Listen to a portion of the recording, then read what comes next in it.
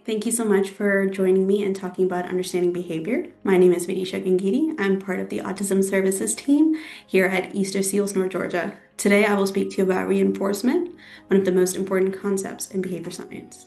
Reinforcement is what happens after a behavior that makes it more likely for it to happen again in the future. It's like the behavior gets a reward, and that reward tells the brain, hey, do that again. Reinforcement can be something that your child really enjoys, like getting a snack, a toy, a hug, or even just a smile or a kind word.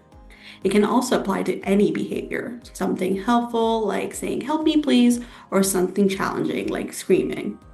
For example, let's say your child says bubbles, and you hand them the bubble wand. That's reinforcement. They have learned that asking for bubbles gets them what they want, and will more likely make that request again in the future.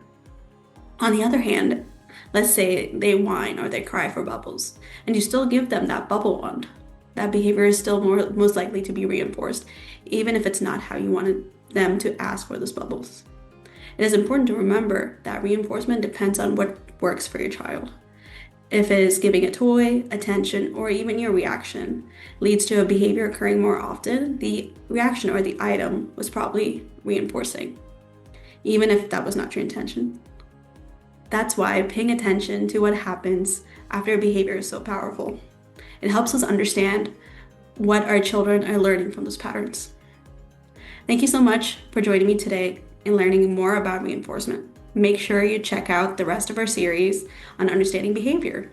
Be sure to watch our next video on punishment to learn more about how some responses make behaviors less likely to happen again.